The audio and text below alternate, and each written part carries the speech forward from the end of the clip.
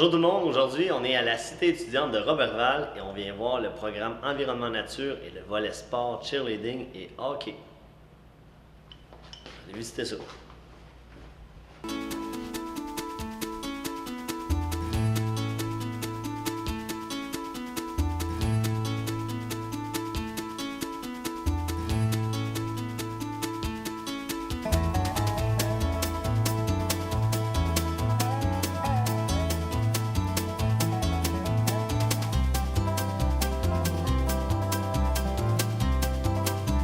Bonjour, je m'appelle Dave Néron. J'enseigne à la cité étudiante depuis peut-être environ 12 ans. Je ne sais plus trop parce que je me suis promené en masse. J'ai commencé à Mistassini parce que je suis originaire de là. J'ai enseigné à Mistassini à Polyvalente. Après ça, peut-être un 5-6 ans. Après ça, je suis allé à Jean Dolbeau au deuxième cycle. Ensuite, la commission scolaire a fusionné pour devenir la commission scolaire du Pays des Bleuets. Donc, j'ai commencé à me promener. J'ai fait Saint-Félicien une couple d'années. Ensuite, Polyvalente de Normandin. Puis après ça, je suis revenu à Saint-Félicien. Et là, depuis environ 12 ans, à Roberval, à la cité étudiante. Ma formation est en histoire. J'étais un maniaque de nature, donc j'ai étudié en géographie à l'université. J'aimais quoi qui se rapprochait un peu de l'environnement, de la forêt, ces choses-là. Donc j'ai étudié en géo.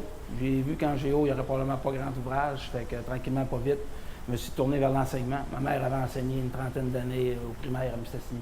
Donc, j'ai vu que j'avais ça dans le sang. Fait que j'ai étudié le bac d'enseignement en géographie. Puis, tranquillement, pas vite, j'ai enseigné en géohistoire au secondaire. Je vous dirais, il y a une dizaine d'années, il y a eu plusieurs écoles qui ont starté des créneaux. Et puis, Roberval se cherchait un créneau. Donc, j'ai proposé nature-environnement et depuis environ, ça fait déjà 9 ans que j'enseigne en nature-environnement. Depuis 2006, c'est ça? À peu près. Ça va faire la 10e année l'année prochaine. Qu'est-ce que tu aimes dans l'enseignement? La relation avec les jeunes, ce qu'ils vont nous emporter. Il y a plein des choses, surtout là, si je prends le cas des 9 dernières années en nature-environnement, toutes les petites choses qui t'apportent, l'idée de pouvoir découvrir des choses, leur curiosité, leur passion. Ils sont jeunes, ils ont encore beaucoup de passion. Ils ont encore des rêves, beaucoup. Fait que c'est le fun, là, des guider là-dedans, ou des conseiller, ou leur faire découvrir des choses. Ça fait quand même longtemps que tu enseignes, puis tu enseignes dans différentes polyvalentes de la région. Depuis 1993, à peu près. 1993. Tu vois-tu l'évolution? Tu vois-tu des changements? Qu'est-ce qui change? Qu'est-ce qui reste pareil chez les élèves, chez les ados? Qu'est-ce que ça change? La technologie, on avait des jeunes qui, je me souviens encore, qui jouaient beaucoup dehors, tu te promenais le soir, tu en voyais beaucoup. J'ai vu arriver la technologie, les iPods, les iPhones, ces choses-là, puis tu les vois plus un peu là-dessus. En nature, en tout cas, il y a encore le trip de la forêt, plein air, tout ça, puis c'est là qu'ils sont dans le sport aussi. Mais tu vois un phénomène où on passe beaucoup de temps là-dessus. Ça c'est un changement que j'ai vu. Peut-être des fois un peu plus renfermé. Il me semble que quand j'ai commencé à enseigner, tu avais beaucoup d'étudiants qui se regroupaient, qui faisaient des activités. Là, on les voit souvent plus un peu tournés vers bon, c'est souvent, c'est drôle, tu les vois marcher, là, puis ils sont en train de se texter, probablement un autre qui marche aussi, là, tu sais. Donc, au lieu de se parler, ils vont se texter. Ça, c'est peut-être de quoi que je vois de différent depuis 93. Tu n'avais pas ça au début, fait que tout le monde se parlait, tout ce qu'il y avait à se dire, ça se disait. Là, c'est surtout les médias sociaux qu'on voit qui sont plus frappants peut-être. Okay. Mais pas de problème de cellulaire. Donc, il n'y a pas personne qui arrivait avec un cellulaire en classe. Fait que, il a fallu t'adapter tes pratiques un peu d'enseignement? Non, mais on dirait que avant, si tu commences, je parle des années 93, ça aurait arrivé peut-être avec un PowerPoint, puis c'était wow! Un PowerPoint. Ça n'a plus l'impact que ça a. On voit aussi que la technologie change. On est rendu avec des tableaux interactifs. Donc, ça a ça de bon. Oui, tu vois que la technologie suit. Des fois, c'est nous autres, c'est un peu difficile de suivre, là, mais c'est sûr que le jeune, lui, il évolue, puis il faut évoluer, tu n'as pas le choix. Tu n'as pas le choix, sinon... malgré qu'il y a encore des fois des bons cours magistraux, là, des fois en histoire, là, se faire raconter des histoires, les jeunes aiment ça encore. Fait que, c'est ça.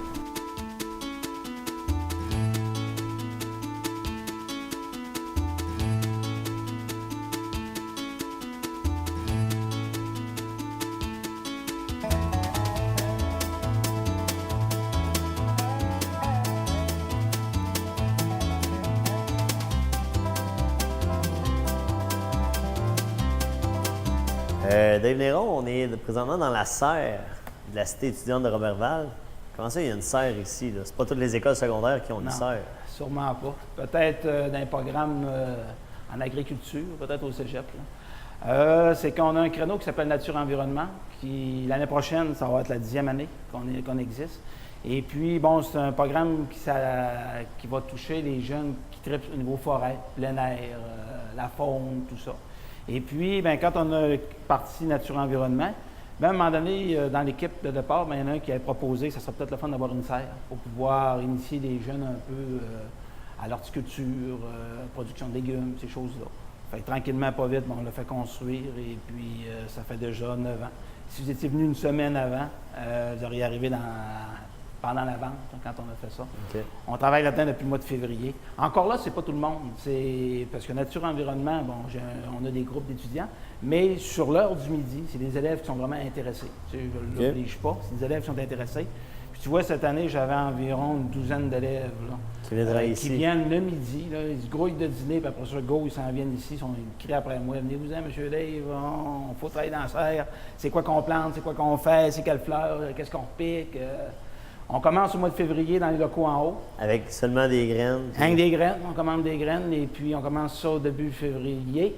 Après ça, j'ai mon calendrier de semences que j'ai établi depuis 3-4 ans pour vraiment être capable de donner une fleur qui va être justement en floraison pour la date prévue. Donc, c'est toujours pas évident avec la température qu'on a. Si on a un printemps qui n'a pas beaucoup de soleil, bien là, la floraison peut retarder. Fait qu'il faut que je me fasse un calendrier. Puis normalement, vers la fin mars, à peu près, vers le 25 de mars, on ouvre la serre. Puis là, après ça, on transfère ce qu'on a fait, puis on poursuit à l'intérieur. Mais comme je te dis, c'est sous l'heure du midi avec des élèves qui sont... C'est un des volets du programme L'Environnement. Oui, c'est un des volets. C'est quoi les autres volets? Parce que toi, tu es l'instigateur pas mal du projet. Oui, il y avait moi puis Christian Girard à l'origine, quand on a starté ça. On voulait avoir de quoi qui intéresserait les jeunes parce qu'il y a beaucoup de sport.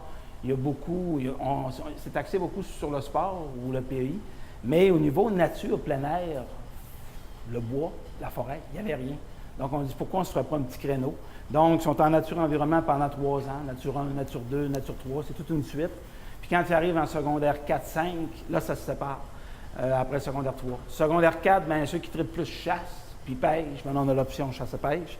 Et ceux qui trippent plus, c'est pas tout le monde qui aime chasser. Il y en a qui vont aimer photographier, faire de la peinture. Bien là, eux autres, ils vont prendre l'embranchement hors animalier. Okay. Donc, ils vont faire de la peinture, ils vont faire de la sculpture, de la photo au niveau de la faune.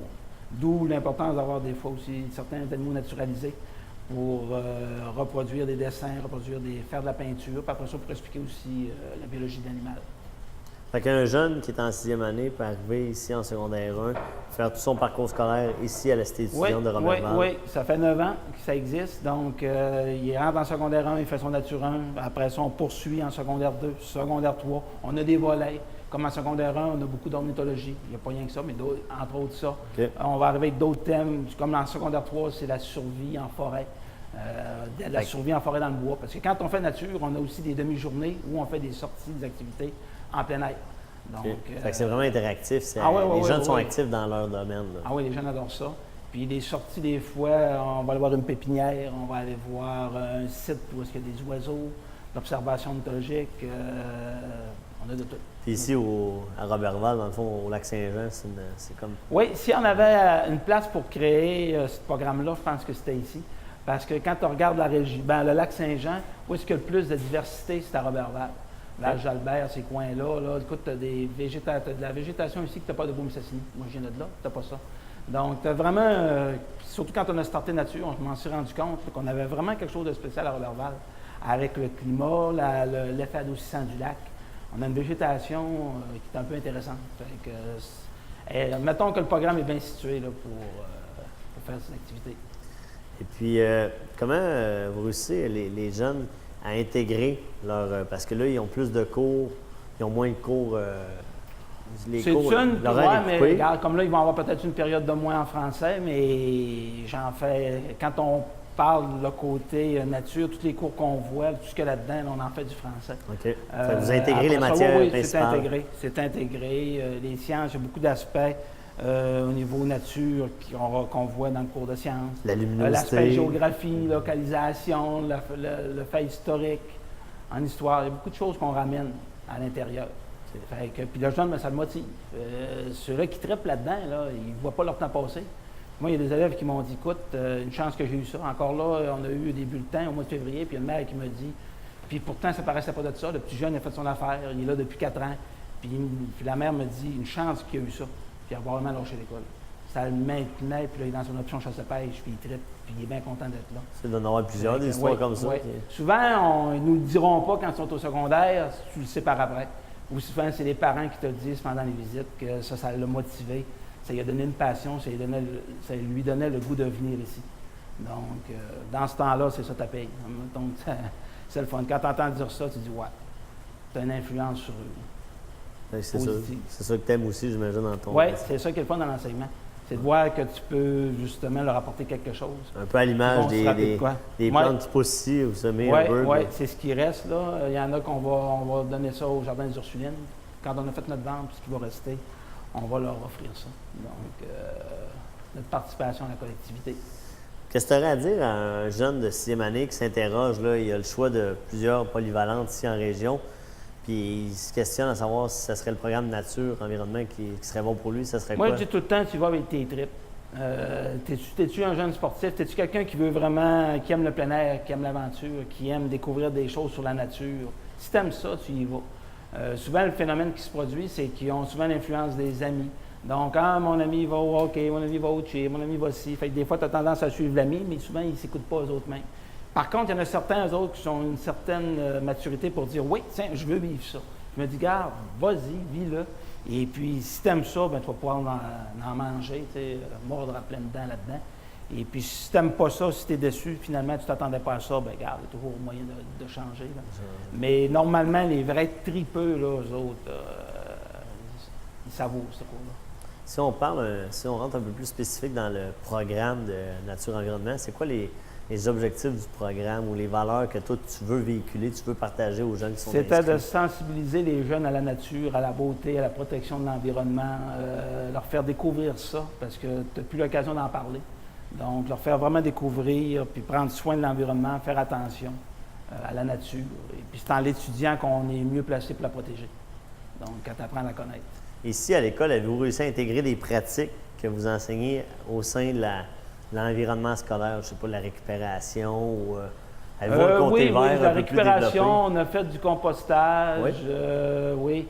Mais il y a toujours le phénomène que c'est pas évident non plus parce que tu es 2 mois arrêté pendant l'été. Ouais. Fait qu'il y a toujours les petites complications. Regarde, comme là, on a des poissons dans la classe, on a beaucoup de choses. Mais des fois, c'est pas toujours évident. On peut le faire, mais comme je dis, il y a du recyclage, de la récupération qui se fait. Mais souvent, tu as le contexte école qui fait que des fois, on fait le max qu'on peut. Ouais.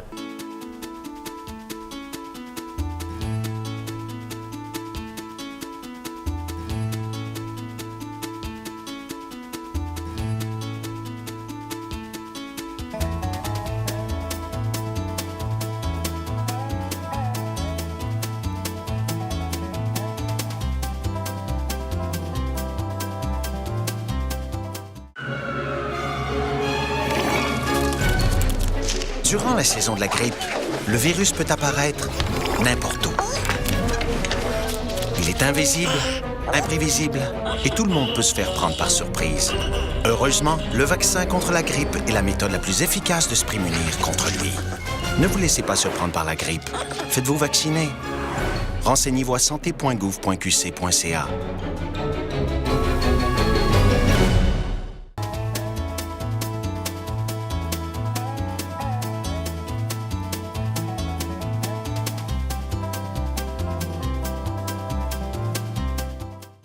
Pierre, Oui. j'aimerais ça que tu nous dises, nous sommes où présentement? Là, tu es encore dans Polyvalent de Jean Delbault. Oui. C'est un nouveau local qu'on a inauguré l'année passée, en mars. Ça fait 1 an qu'on a ce local-là, qui s'appelle le Café étudiant. OK. Écoute, là, On se croirait dans un restaurant. T'as raison, t'as raison. Le but de ce local-là, c'est un lieu de rassemblement pour les élèves le matin quand ils arrivent, sur l'heure du midi ou le soir à l'école après 16 heures. Les élèves, là, ils viennent ici pour jouer au billard, pour faire leurs devoirs en équipe des fois. Il y a le Wi-Fi même, ils peuvent amener leur ordi s'ils veulent pour travailler là-dessus. Aussi. Il y a la petite musique, mais la musique d'ambiance seulement. Tu sais, c'est pas un lieu où ce que ça crie, ça court, ça chante, etc. C'est pas ça. C'est un coin relax. Tu sais, bien relax, puis où il y a des élèves de tous les niveaux. Puis, tu sais, c'est pas pour les plus vieux ni pour les plus jeunes. C'est tout le monde qui s'en vient ici, bien cool. Puis ils viennent juste jaser. Il y en a qui vont jouer aux cartes. Il y en a qui vont venir dîner ici aussi. Beau coin de rassemblement, bien trippant, ce que les Flots... écoute, ils sont super contents de ce local-là, là, depuis qu'ils ont ça. Là, Ça, des cafés étudiants, on en voit dans plusieurs polyvalentes. Oui. C'est quoi l'importance pour une école d'avoir son propre café étudiant? Ouais, c'est une bonne question, ça. Écoute, les jeunes, je ne sais pas s'ils sont tous comme ça, là, mais de plus en plus, les jeunes, il faut les occuper. Tu sais, là, il faut essayer de le donner un coin pour les rassembler, etc. Ouais. Nous autres, on se posait la question, c'est l'heure du midi. L'heure du dîner est assez longue. C'est de midi à 1h20. Il y a 80 minutes. Donc, c'est assez long pour le jeune qui n'a rien à faire à part prendre son dîner, qui peut peut-être prendre des fois 10 minutes s'il a son lunch, là. Donc, on cherchait une place pour pouvoir les occuper, honnêtement, pour éviter qu'ils aillent se promener en ville, puis se promener un peu partout, puis peut-être bien pas savoir où ils sont, puis qu'il leur arrive des bad luck, ou faire des affaires pas correctes aussi. Tu sais, là, on essaye de les garder avec nous autres, puis de leur donner quelque chose d'intéressant, puis de beau, parce qu'on peut le voir, là. Écoute, super beau. C'est magnifique, là. Puis ce qui est le fun, c'est que les jeunes, ils le reconnaissent. Ils s'aperçoivent qu'on les a donné de quoi de très bien, ils l'apprécient, ils font attention aussi, puis ils viennent. Sur l'heure du dîner, là, on a une moyenne de 75-80 jeunes qui viennent dîner ici à tous les midis, puis qui viennent jouer au billard, puis jaser. Puis, tu sais, là, c'est vraiment trippant. Fait qu'il y a un adulte qui vient ici encadrer le local? Oui, c'est ça. On a toujours un adulte présent, juste pour une surveillance, pour être sûr qu'il ne se passe rien de plat.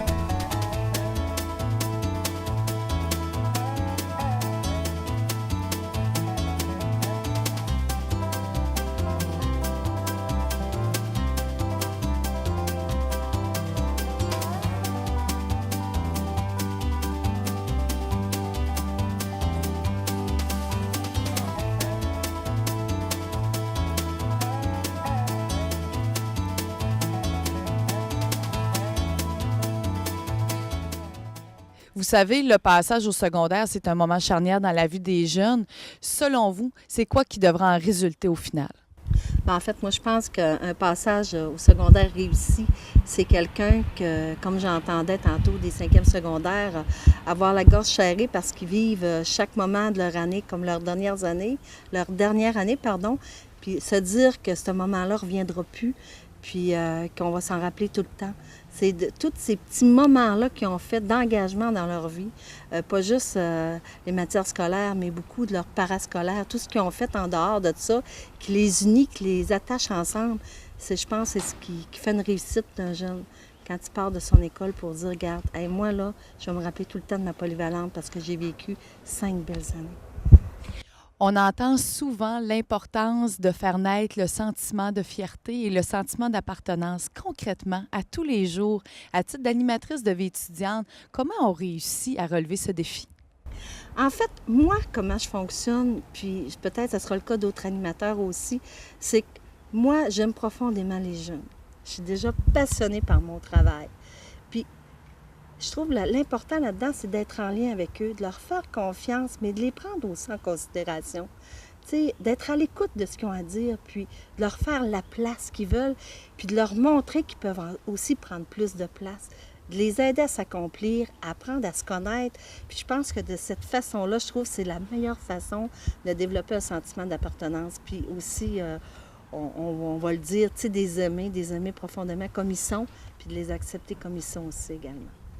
Dans une année type, une animatrice de vie étudiante a des dossiers sur son bureau. Est-ce qu'on peut révéler quel genre d'activités, de projets ou d'événements qui sont mis à l'avant-plan par une personne comme vous qui souvent va avoir à travailler dans l'ombre pour pouvoir mettre l'élève au milieu de l'action? Et mon Dieu, bien, dans une année type, tout dépendant de comment on démarre notre année, mais je travaille beaucoup aussi en lien avec les élèves à développer aussi des projets. On pense à toutes les activités thématiques, les fêtes thématiques. On regarde, on veut participer à des concours. Moi, ça va me faire plaisir. S'il faut que je les présente, bien, je travaille avec eux autres pour les présenter. Ils doivent passer des entrevues, ils ont besoin de mon aide. Tu sais, je suis là un peu pour plusieurs. Je ne pourrais pas dire n'importe quoi, là, mais je suis là pour plusieurs choses. Donc, c'est ce qui se passe. Puis, en début d'année, on fait notre année et on leur propose plusieurs activités, mais on va aussi écouter qu'est-ce qu'ils ont à dire puis qu'est-ce qu'ils demandent. En tout cas, pour moi, c'est important pour amener des changements. Parce que si je veux les rejoindre, les jeunes, il faut que je sache ils sont rendus où. Parce qu'aujourd'hui, ça va très vite. Il y a quelques années, les jeunes, on faisait des activités, on pouvait faire une activité pendant toute l'année. Maintenant, c'est sporadique. Il faut que ça soit rapide, intéressant, puis on essaie de s'ajuster puis s'adapter au fur et à mesure que les jeunes changent aussi. En quoi la polyvalente de Normandin se distingue-t-elle, selon vous? Et je pense qu'on se distingue par... je pense qu'on se distingue par l'amour qu'on porte aux jeunes, par la proximité qu'on a avec nos élèves. Moi, je connais à peu près tous les élèves. S'il y en a un qui ne file pas, je suis capable de voir que ça ne va pas, mais je ne suis pas la seule dans cette situation-là. Il y a d'autres enseignants. Je pense que c'est ce qui fait la force aussi des gens on aime être en action. On aime toujours aller plus loin, regarder qu'est-ce qu'on peut faire de plus cette année, comment on peut organiser ça pour que ça soit encore plus dynamique. Puis, on travaille tout le monde ensemble. On est comme je le dis souvent, on est comme une grande famille, tout le monde ensemble. Puis je pense que c'est ce qui fait notre force. Puis je pense aussi que les élèves nous le rendent bien parce qu'ils sont tellement fiers de venir à la polyvalente de Normandin. Ils nous le disent tellement souvent. Il suffit qu'ils sortent un peu puis qu'ils nous disent « Hey, madame, nous autres, on est fiers de venir à notre polyvalente. » Ils me disent souvent ça. Donc, je pense que le secret, là, il est beaucoup là. Puis d'être en lien avec nos jeunes, je pense que c'est la réussite, vraiment la plus belle grande réussite. Puis être en projet, en activité, puis en action. Moi, j'aime ça être en action régulièrement, puis c'est ce qui fait notre force. M. Bouchard, aujourd'hui, vous nous accueillez dans les murs de l'école de la Cité étudiante de Roberval. C'est une école à volet sportif et environnement et nature. Exact. J'aimerais ça que vous nous parliez un peu de ces volets-là, de ce programme-là, en résumé. Bien, vous le dites bien, l'école, la Cité étudiante à Roberval, la plus belle école d'ailleurs, nous avons quelques créneaux importants, notamment le programme Nature-Environnement qui, depuis déjà presque 10 ans, bat son plein, puis ça va bien. On comble notre groupe à toutes les années, où ils vont découvrir, étudier, explorer tout l'aspect de la nature, de la faune et de la flore. Nous avons aussi le volet cheerleading et hockey, donc qui ne sont pas des sports-études, mais des concentrations. Pourquoi? Parce qu'on n'est pas associé à un sport-études et le temps qu'on y consacre n'est pas suffisamment grand. Vous savez, lorsqu'on arrive dans des régions comme Québec, Montréal, c'est beaucoup plus facile d'avoir des sports-études à cause des bassins de population. La réalité ici étant différente, mais on est quand même capable, avec les régimes d'options, d'offrir des concentrations. Donc ça, c'est un volet que nous avons, nature, au niveau sportif, hockey et cheerleading. Par contre, ces trois éléments-là, ces trois programmes-là, si vous voulez, nous ont amené une réalité. Les jeunes qui, par intérêt, puis c'est tout à fait correct, disaient « Moi, nature-environnement, ça me tente moins. Cheerleading, pas du tout. Hockey, j'ai jamais pensé à ça. » Et ces jeunes-là nous disaient, pour un ou deux groupes de secondaire 1, secondaire 2, nous, on est en rien. OK? Puis après en avoir discuté avec l'équipe d'enseignants, puis c'est vrai, les jeunes ils disaient tout le temps, il y a des affaires pour nature, il y a des affaires pour cheerleading, nous, on a quoi? Alors, les profs ont travaillé un volet qui est drôlement intéressant, qui s'appelle Sciences et culture. Et à tous les cycles, cycle et demi, 2 cycles, ces jeunes-là, durant un après-midi, les cours sont suspendus et les cours réguliers sont suspendus et ils vont avoir de l'approfondissement dans le domaine des sciences, dans le domaine de la culture et de l'histoire. Okay, donc, avec des activités ludiques, avec toutes sortes de moyens que les professeurs auront imaginés. Et les jeunes aiment ça. Et maintenant, on se fait la 2e ou 3e année pour laquelle c'est sur pied. Et on commence à avoir, ah non, moi je veux être en sciences et culture. Et on a une belle réponse pour ça. Les professeurs ont mis la main à la pâte et ils nous ont concocté un beau projet, puis ça répond bien à la demande. En terminant, si j'avais une dernière question, ce serait, est-ce que vous êtes donc est-ce que vous êtes le plus fier en tant que directeur de l'école ici, la Cité étudiante? C'est une question piège. Non, ça, écoutez, à chaque année, lorsqu'on voit le mois de juin arriver comme ces temps-ci, on est content de voir les jeunes qui sortent se disant « Yes, je l'ai eu, elle est passée », parce que c'est du travail. On exige beaucoup de nos jeunes. La société demande de plus en plus à nos jeunes en termes d'exigence scolaire, d'exigence familiale. La réalité famille n'est plus la même. Plusieurs jeunes doivent travailler. Vous seriez surpris de voir le nombre d'heures que plusieurs jeunes travaillent. Ça passe de 5 heures à aller jusqu'à 20-25 heures par semaine, là, avec une charge scolaire complète. Alors, les jeunes qui, au terme d'une année scolaire, que tu sois en secondaire 1, que tu sois en secondaire 5, ou que tu sois dans un parcours de cheminement de type temporaire ou particulier, ou en formation préparatoire au travail, lorsque tu arrives au terme et tu dis « je l'ai réussi », ça, moi, je suis content parce que je me dis « l'équipe a super bien travaillé, on a travaillé avec notre client qui s'appelle l'élève, et on est en train de former notre société ». Ça, je suis toujours très content. Mais vous savez, ça ne se fait pas seul, ça se fait avec une équipe, et on a une sacrée bonne équipe. Ici, comme je dis toujours, on a un service privé dans une belle école publique.